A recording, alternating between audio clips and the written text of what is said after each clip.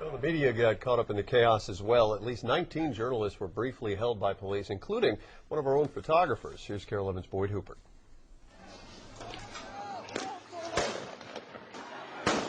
Chaos can be indiscriminate.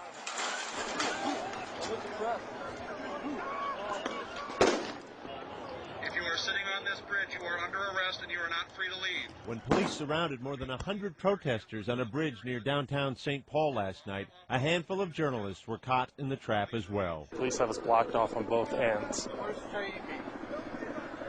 And they're asking everyone to please put their hands on their head, and everyone on the bridge will be arrested. KARE 11 photojournalist Jonathan Malott was among those cited. Over the past week, journalists have been detained and arrested, subjected to raids, pepper sprayed, and more simply for showing up to work. This morning, media advocates delivered more than 51,000 signed petitions to the office of St. Paul Mayor Chris Coleman. They are demanding the charges be dropped against all journalists arrested while covering the RNC. We are being very cautious to make sure that all all the cases, whether it's a journalist or anyone else that was arrested, is reviewed.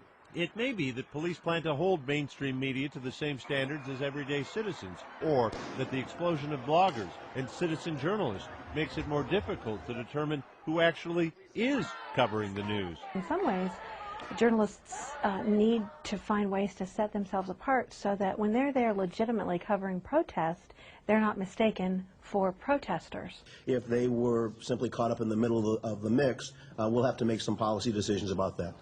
Even if charges are eventually dropped, First Amendment supporters say this week's journalistic chill may be felt for a while. When you stop journalists from operating, you are closing the eyes and ears of a democracy. It is a This afternoon, St. Paul City Attorney John Choi told KARE 11 he expects to have a decision on charges against journalists and everyone else rounded up on the Marion Street Bridge sometime next week.